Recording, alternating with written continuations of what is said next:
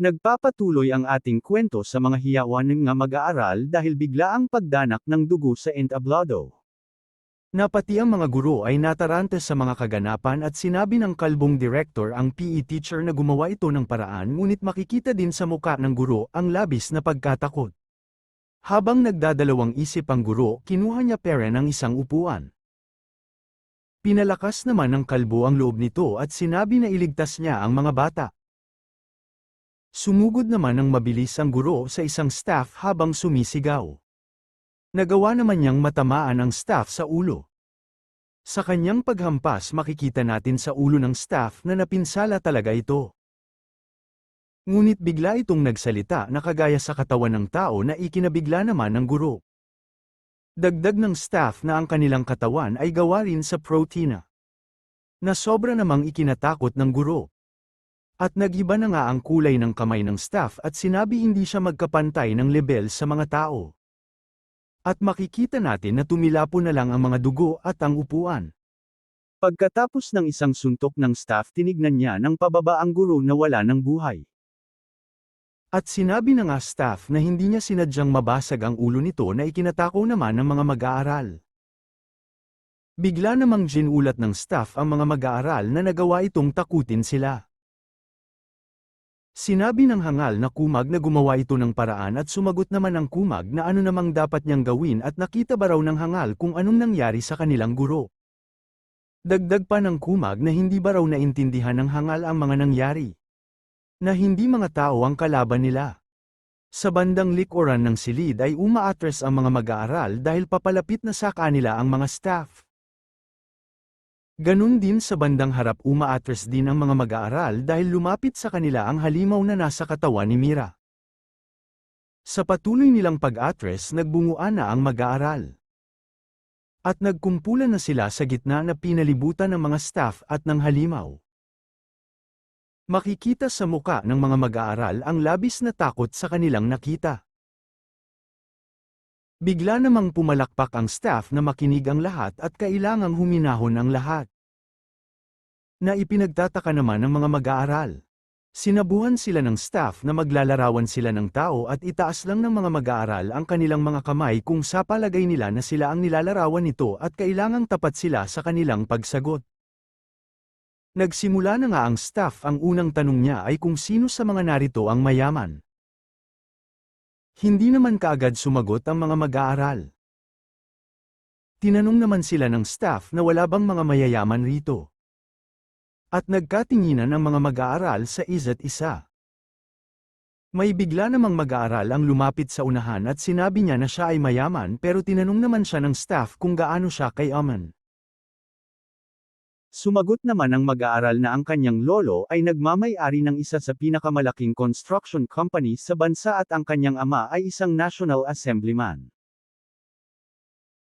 Sinabi naman ng staff na sana hindi niya sinabi ang pera at kapangyarihan dahil nasa kanya na ang lahat ng bagay.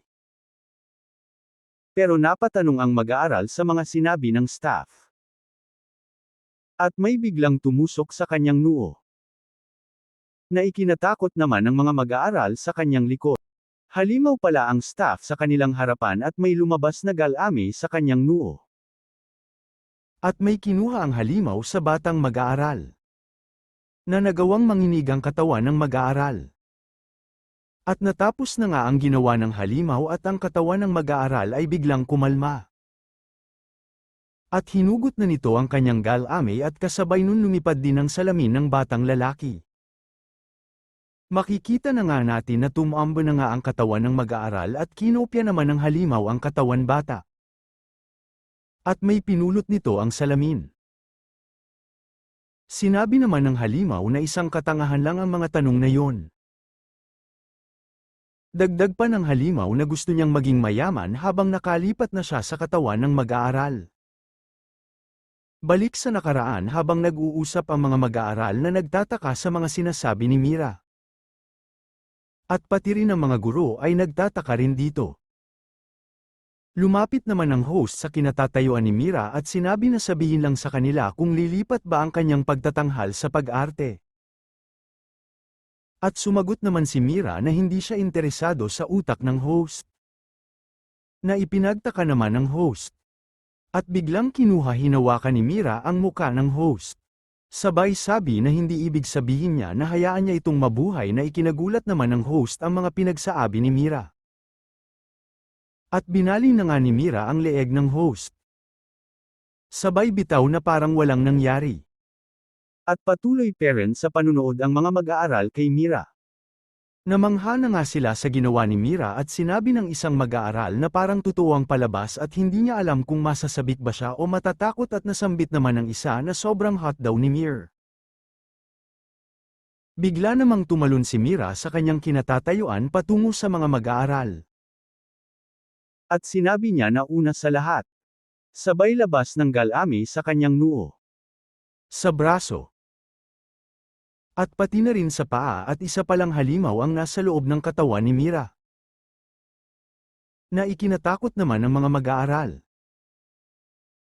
Sinabi ng halimaw na dispatchahin na nila ang mga basurang ta.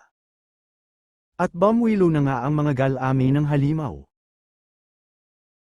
Sabay tusok sa mga mag-aaral sa palid niya. Na ikinagulat naman ng dalawang animal at ni John Dam.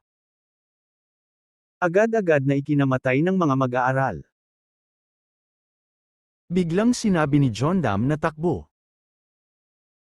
Ngunit makikita sa muka ng mga mag-aaral ang labi na takot sa kanilang muka. Sumigaw na nga ng malakas si John Dam na sa kanyang mga kaklase na tumakbo na sila. Na ipinagtaka naman ng kanyang kaklase.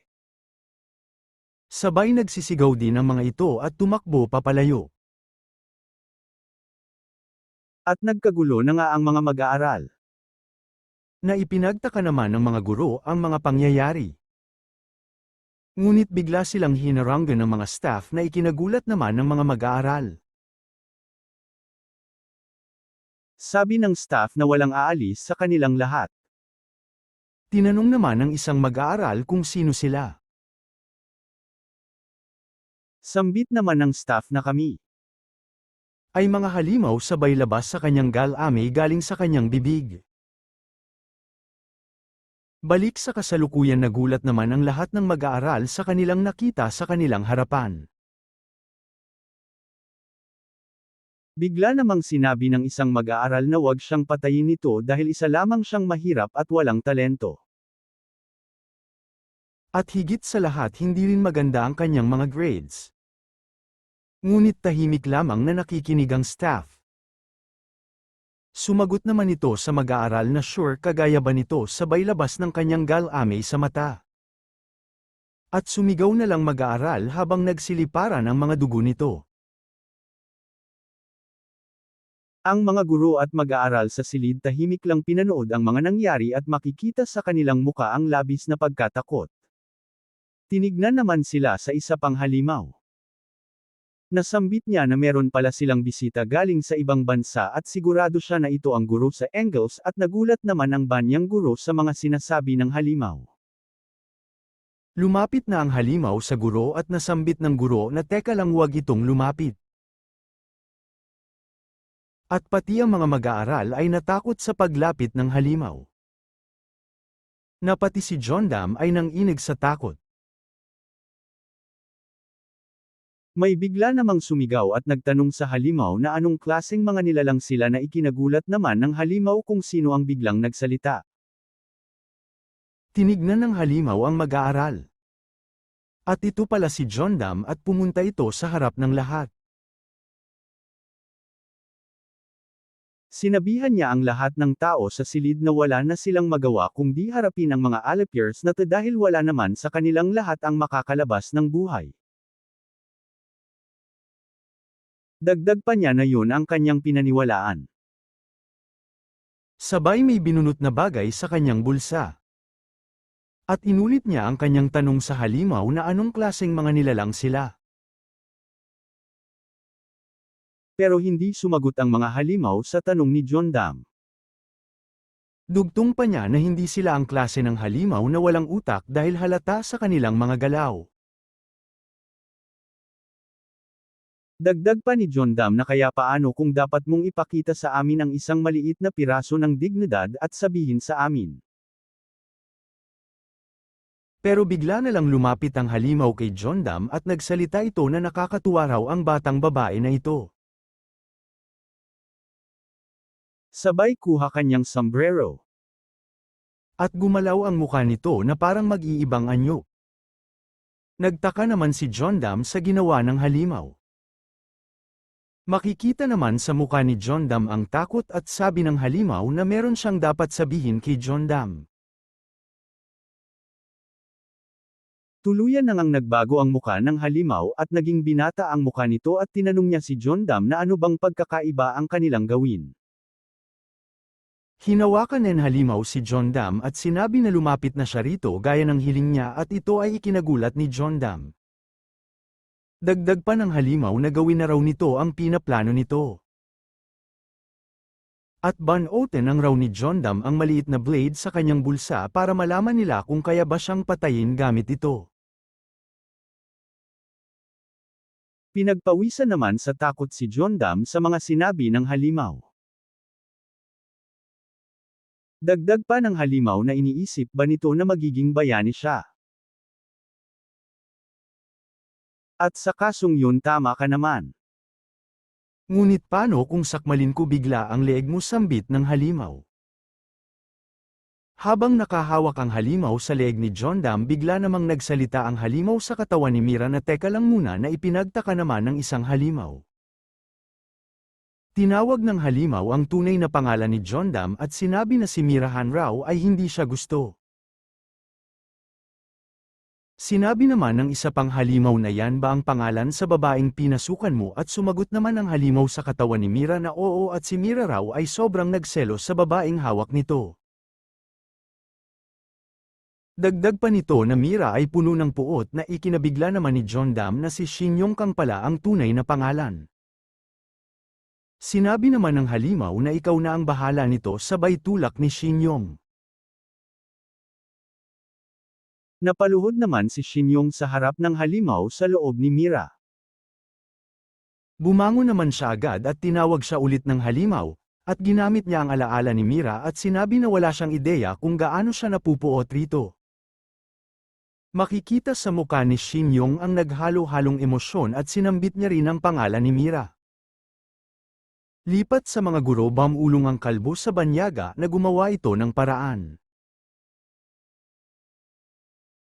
At tahimik lang ang mga animal sa sobrang takot nila, nagkatinginan naman ang halimaw at si Shin Yong at nagkaroon ng katahimikan sa silid. Ngunit may biglang sumigaw sa pangalan ng Mongoloid. At sinipa nito ang pintuan. Na ikinagulat naman nilang lahat. Pumasok na nga ang sumigaw na tao at ito ay hingal na hingal. Ito pala ang ating bida na may dalang bag at baril. Nagtaka naman ang ating bida sa mga kaganapan sa loob ng silid. Ngunit tinignan lamang siya ng lahat na nagtataka rin sa pagpasok niya.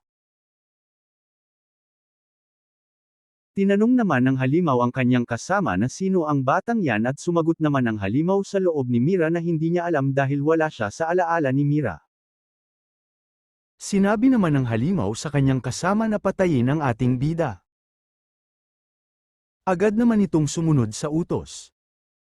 At dahan-daang lumapit sa ating bida.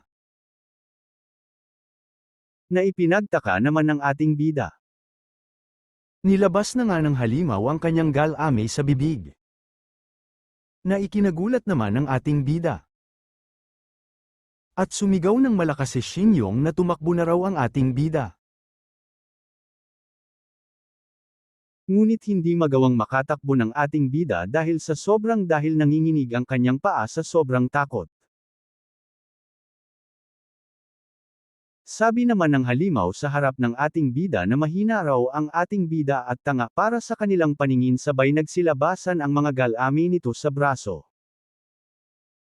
Dagdag pa ng halimaw na wala lang daw ang bida sa kanila kundi basura. At ang basura ay kailangan itapon. Sa mga narinig ng ating bida ay biglang nawala ang takot sa kanyang mga mata. At binunot niya ang kanyang baril at itinutok sa halimaw.